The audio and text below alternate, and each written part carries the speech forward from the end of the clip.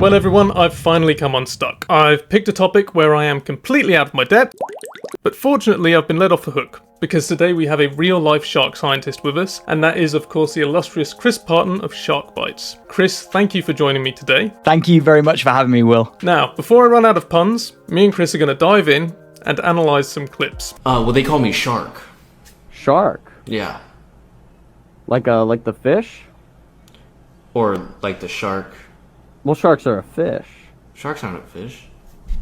Are they? Hey Siri. Mm-hmm. Are sharks fishes? Yes, sharks are fish. They are... Well, there you go. Well, okay. Well, you learn something new every day, huh? Oh, that motherfucker got a nose. But that's a shark, nigga. Like a shark. Or is that a fish?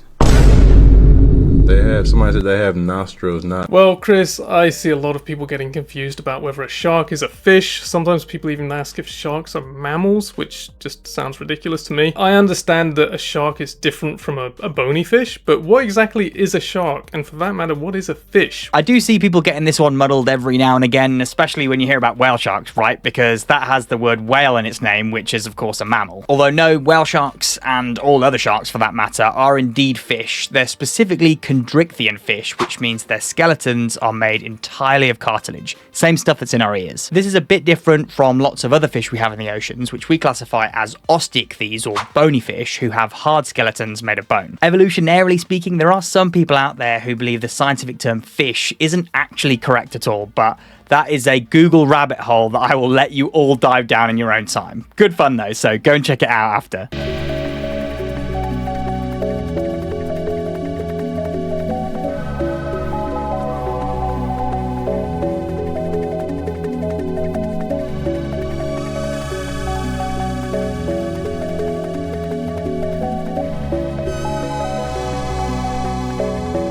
Hammerheads are absolutely incredible to watch hunting. I hadn't seen footage like that before. And the shape of their head, Chris, I can understand that that's probably a case of morphology being driven by the animal's sensory ecology. Like, I could guess that it would increase the field of view, but what other advantages are there to that head shape? What am I missing here? So hammerhead sharks are one of the most uniquely adapted sharks that we have in the oceans, and it is all down to that hammer, or scientifically speaking, their cephalofoil. And you're right in mentioning that increased field of vision there, but there's a whole host of benefits that hammerheads get from that cephalofoil, and one of the ones that I think we've seen so clearly on display in some of those clips is maneuverability. As they're swimming through that water, it just makes them super hydrodynamic, generating lift, reducing torque during turning, and increased flexibility. It's almost acting like an aeroplane wing on a fighter jet. It's also used from a sensory perspective as well, so it's lined with thousands and thousands of tiny electrical sensing pores, meaning they can detect their stingray prey hiding in the sand. And if that wasn't enough, they even sometimes use it as a literal tool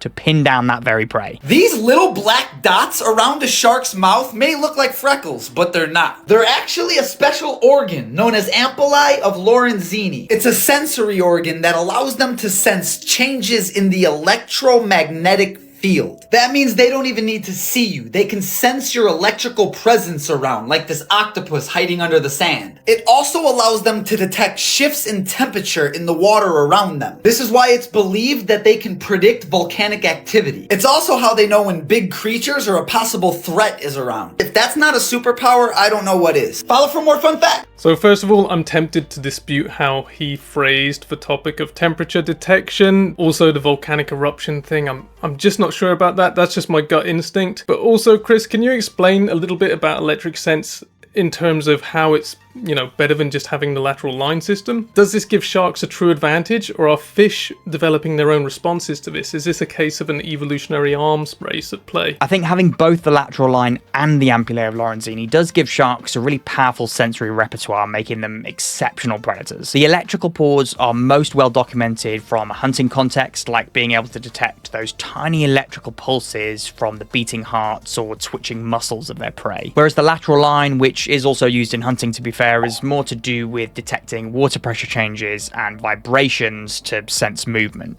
I guess both of them in combination just make sharks lethal hunters. And then in terms of an evolutionary arms race, though, that is a battle that fish and sharks have been locked in for a very long time. And we know that fish have responded to that ampullae of Lorenzini in sharks by evolving to be faster and more agile swimmers, but also to swim in schools using that herd mentality to try and confuse sharks. This is kind of interesting. They actually had documented bull sharks stuck in the Great Lakes. Yes, I'd heard about that. It's pretty amazing. Yeah, that is nuts. Sharks swimming 1,000 miles from Louisiana up rivers and getting stuck in the Great Lakes. Well, they're one of the rare sharks that can breathe fresh water, right? Mm-hmm. Catadromous. Yeah. So That's they go what it is? Yeah, in and out of fresh water. You know, they go through osmoregulation. They can get the salt out or in, whatever they need, and then go into the rivers, spend time in the rivers, go back into the ocean to hunt. The inspiration for the movie Jaws was apparently bull sharks in New Jersey, a series of attacks in fresh water on a river system. Right, but near an ocean, I believe, right? Like at a river mouth. Yeah, that was my understanding as well. Yeah, these people were going into the river, and these bull sharks were killing them, like in a river. Like, what? Nowhere is safe. Nowhere is safe. Well, they're really aggressive, right? Yeah, they have the highest testosterone of any species of shark, and so they're just jacked up. And they're like, they're just ready all the time. Like they're bullish, and their shoulders are kind of arched over, and their pecs are locked, and they look ready. Again, Chris, I'm listening to this one, and it just doesn't sound right to me. I just don't believe it that a shark would be able to swim up the Mississippi, through then, I would imagine, the Illinois River system,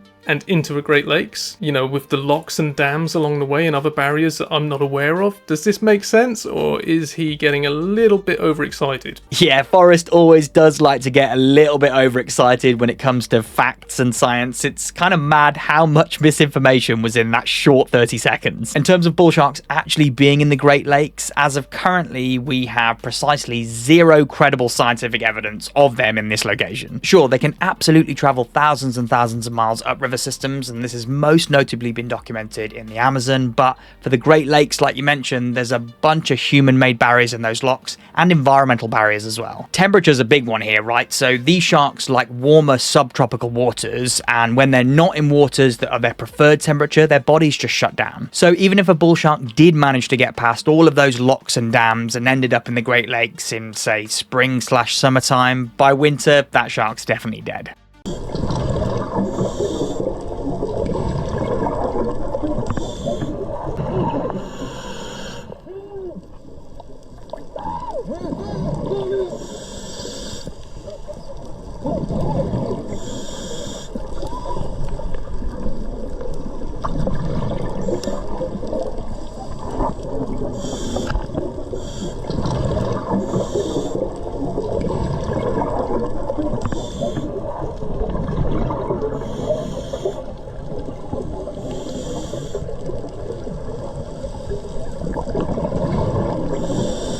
Well, looking at that, I saw a shark kind of gliding up curiously, slowly. Correct me if I'm wrong, Chris, because I'm not an expert on shark, signaling.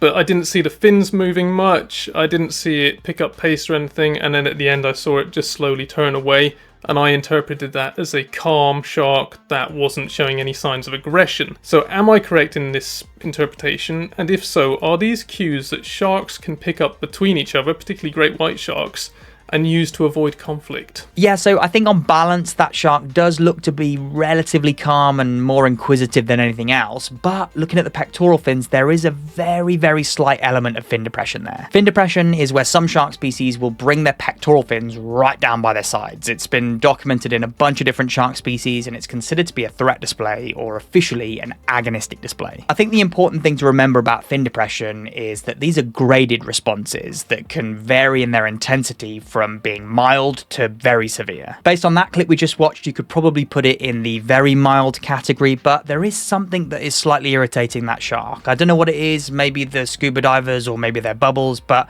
about 18 seconds in, you can see that real slight depression of those pectoral fins. And yeah, absolutely, many shark species are using these body posturing signals, as well as a whole host of other ones, to try and reduce aggression between members of their own species. If you can tell something to back off without expending all that energy to do it physically, it's a win-win for everyone.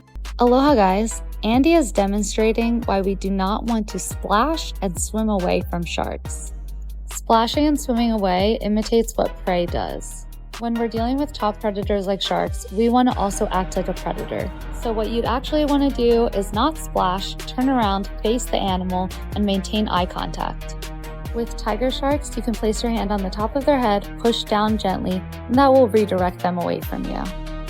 So now, Chris, you and I are seeing something that our channels have in common. We both, I think, have encountered or noticed people using what they try to make out as dangerous animals, in your case sharks, in my case snakes, and gaining influence from it, being, you know, bona fide shark or snake influencers and getting a lot of clicks and views for doing behavior which seems on the edge of reasonable to me. When I look at that, I see someone taking unnecessary risks. I see someone touching an animal that doesn't need to be touched. I don't know, but I'd like to know if you think that is harmful in any way. I was wondering if you were going to hit me with an Ocean Ramsey clip, and to answer your question really quickly, yeah, it's not good all round. First off, just from an anatomy perspective, sharks have got a really thin, very, very delicate layer of mucus all over their skin that protects them from parasites and bacteria. So for a start, if you start rubbing a shark on its snout with your bare hand, that can definitely rub that layer of mucus off. But the biggest one for me here is the presentation of these animals, particularly tiger sharks, because if you're suggesting that you can just touch them or put your hand on their snout and calmly redirect them away,